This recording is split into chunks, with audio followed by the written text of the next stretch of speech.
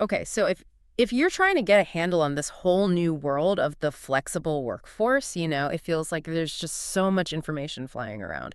Today, we're going to do a really critical deep dive. We're focusing on what it actually means day to day to work outside those traditional office walls. Exactly. And the sources we've looked at, they really lay out the advantages, sure, but also, the trade-offs you have to make, and maybe most importantly, the security threats.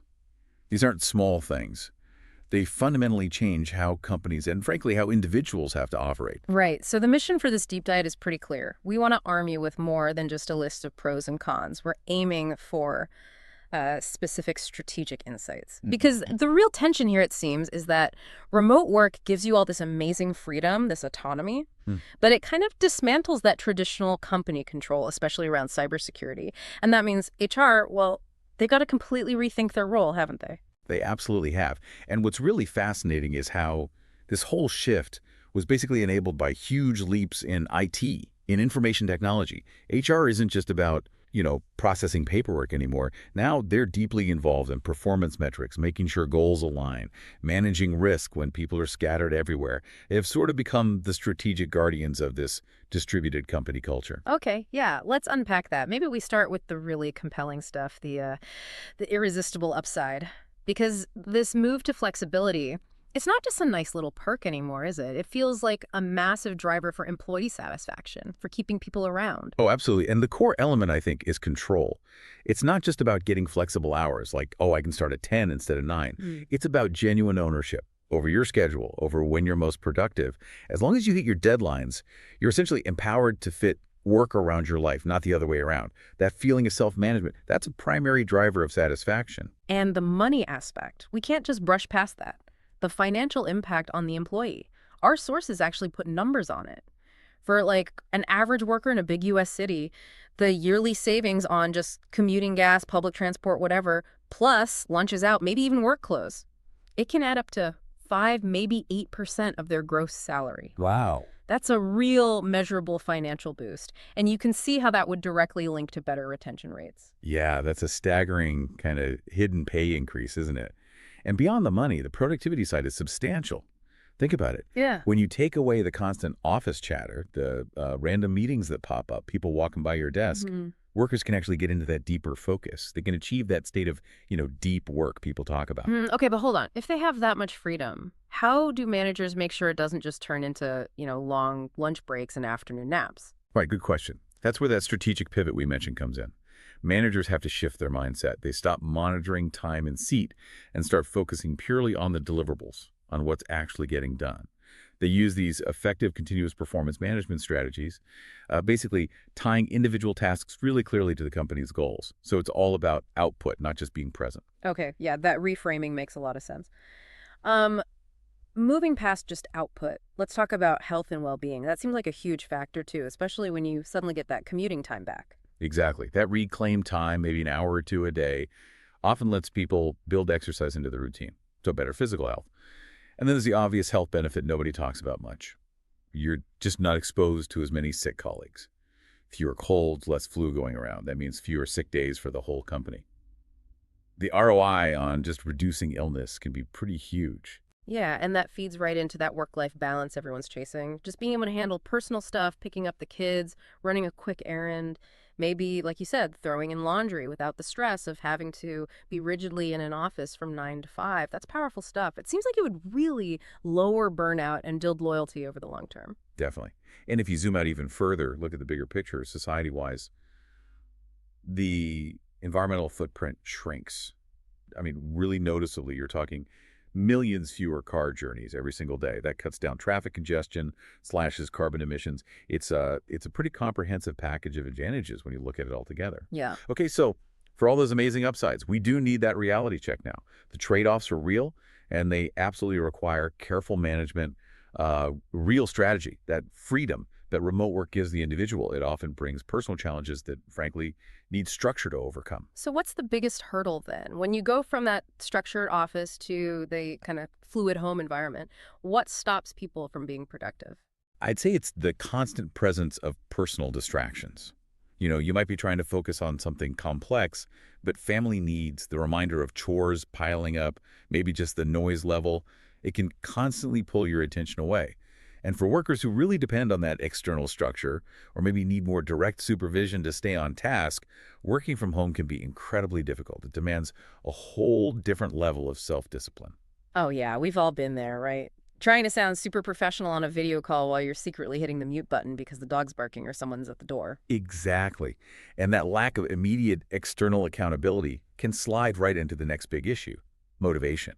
When you don't have that strict timetable, that physical act of commuting to signal work starts now, a lot of people genuinely struggle. They can lose self-discipline, lose motivation. This is where HR has to be proactive. They need rigorous goal setting. They need to use those continuous performance checks we talked about and schedule regular mandatory check-ins just to keep that structure in place virtually. Okay, and what about the company itself? What's the cost to the organization when you lose all that spontaneous interaction? The accidental great idea that pops up because two people ran into each other by the coffee machine. That's a big one. That ease of just quickly consulting a colleague, that sort of organic collaboration, you lose that. You don't get those quick, casual moments of context sharing. Now, the way to mitigate this, it really leans heavily on technology. You need good digital collaboration tools, dedicated virtual team meetings, systems that are specifically designed to try and maintain the company culture, even when people are spread out. You have to be much more intentional about creating connection. Right, intentionality seems key. Now, let's get into maybe the trickiest challenge the sources brought up, compensation disparity. This feels like where it gets really complex for companies operating globally. Oh, it's incredibly complex. The sources point out that companies, especially global ones, face really tough decisions when employees move. Do you pay based on the value of the job itself, or do you adjust based on the local cost of living? So, say a highly skilled engineer moves from somewhere expensive, like San Francisco, to a much lower cost area. The company might be tempted to adjust their salary downwards. But that can feel really unfair, even punitive, to the employee. And this whole situation flips when you look at workers in developing countries, right? Absolutely. For workers, say, in parts of Asia or Africa, they might be paid less in absolute terms than their counterparts in the US or Europe for the exact same role. But critically, they're often paid in stronger international currencies, like dollars or euros. And this allows them to have a really good standard of living in their local economy. But for the multinational company trying to manage this, creating fair pay equity across a global workforce with these huge cost of living differences, well, it's a massive source of potential conflict if it's not handled with extreme transparency and really clear policies. Okay, we spent a lot of time on motivation, culture, collaboration, but now we need to get into what feels like the existential threat for the organization. The absolute core issue, according to basically every source we looked at, is cybersecurity. In the office, you have a controlled environment, a perimeter.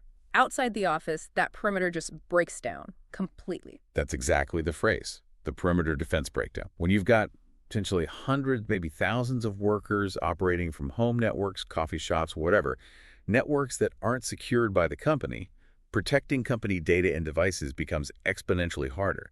Companies really have to shift towards what's called a zero-trust architecture.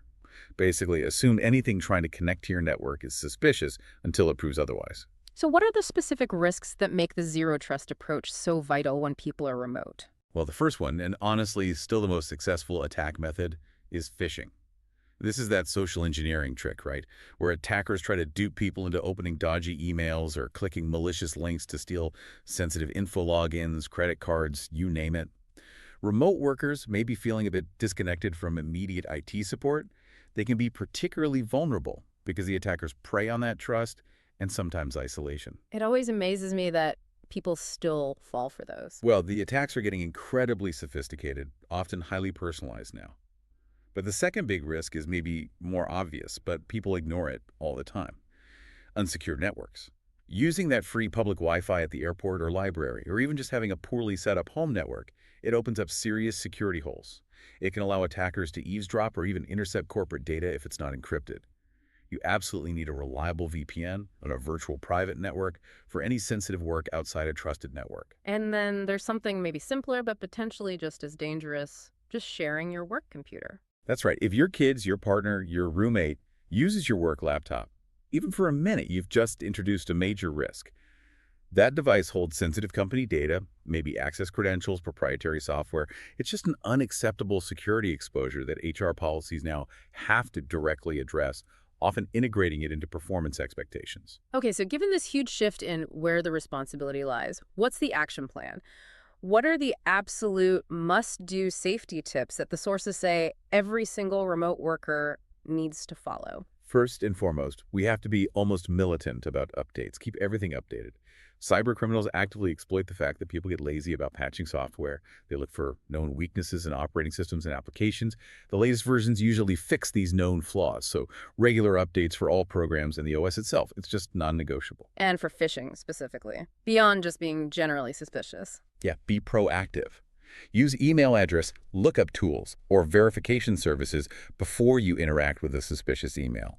Don't just click the link. Don't just open the attachment. If you don't recognize the sender or if the address looks just slightly off, take a second to verify it through another channel. That tiny step can stop the vast majority of these social engineering attacks cold. Antivirus protection feels like table stakes, but probably worth hammering home, especially since people might be using personal devices sometimes. Absolutely. If any device, whether it's company issued or your own personal laptop or phone, handles any corporate data, it must have a reliable, up-to-date antivirus solution installed. And not just installed, but configured correctly to scan regularly. The company might mandate it, sure, but ultimately the individual worker has to make sure it's running and current. Okay, and finally, the really simple habit that stops, casual snooping. Lock your screen. Just password protect your device whenever you step away. Even if it's just for a minute to grab a coffee in your own kitchen, it prevents anyone else in the house from accidentally seeing sensitive information or messing with something.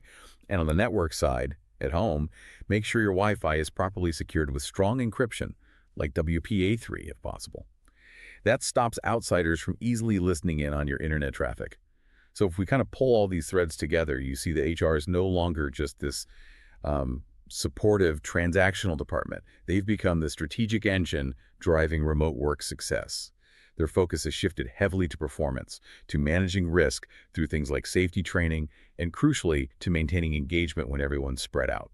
And technology isn't just a helpful tool here. It sounds like it's the actual infrastructure that makes this new HR role possible.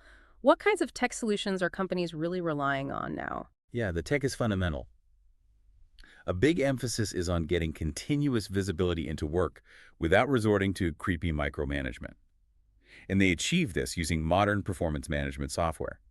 Tools that let them set really specific goals, track progress almost daily, gather frequent feedback, and implement what's called continuous performance management, or CPM. CPM basically ensures that the manager and the employee are constantly aligned on what needs to be produced, on the output. And it sounds like there are major changes in how they're tackling morale and the feeling of distance, too. Definitely. Engagement is absolutely critical because remote work, by its nature, can be isolating for people. So organizations are using specialized platforms for all sorts of internal communication, company news, crisis updates, even custom social channels just for fun stuff. But the really key insight from our sources was around recognition and rewards. Giving people recognition for good work apparently drives employee engagement up by something like 12 times.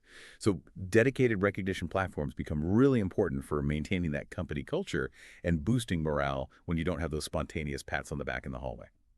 And then on the pure operational side, the efficiency gains from automating HR tasks seem like they're changing the structure of HR teams themselves. Oh, completely. Automation is saving huge amounts of time.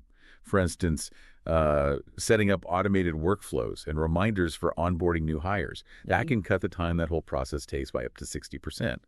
HR operations are also using systems for handling offboarding smoothly, tracking paid time off or PTO, and using specialized applicant tracking systems, ATS, to streamline the hiring process. That's especially vital when you're recruiting globally and need to automatically manage all the different cross-border rules and regulations. So beyond the tech tools, what are the strategic sort of non-tech things HR needs to be doing to really support this remote model effectively? It really comes back to managing risk and developing people. HR has to put in place really intensive training programs, not just general training, but specifically educating remote workers on all those safety protocols we just discussed: phishing awareness, network security, data handling. And furthermore, they really need to ditch the old annual review model. Instead, implement frequent, continuous feedback loops and regular structured check-ins. They're also using more sophisticated tools like 360-degree feedback systems and doing much more deliberate succession planning, specifically looking for and addressing the skill gaps that emerge in this new distributed way of working. Hashtag tag outro. Wow, okay. This has been a really insightful journey into the huge strategic shift that remote work demands. We've definitely established that the benefits, the flexibility, the personal cost savings, that greater sense of autonomy, these are incredibly powerful for keeping employees happy and motivated. But, and it's a big but, those benefits are absolutely tied to the non-negotiable need for hypervigilant safety practices from every single individual. And they also require robust HR oversight, enabled by the right technology. Remote working isn't just a trend, it really does seem to be the way of the future, but it's only sustainable for organizations that are truly committed to implementing that continuous goal alignment and enforcing those mandatory security standards. So, thinking about all this, what does it really mean for you, the listener? While this shift to remote work offers this incredible personal freedom, it also clearly transfers a significant amount of responsibility for cybersecurity, for self-discipline, away from the company's controlled office environment directly onto you, the individual worker. So, the provocative thought we want to leave you with is this: how will organizations find the right balance? How do they effectively monitor employee output, ensure security, ensure compliance, while also fostering that sense of radical autonomy that remote workers clearly value, and which ironically makes the whole flexible system successful in the first place?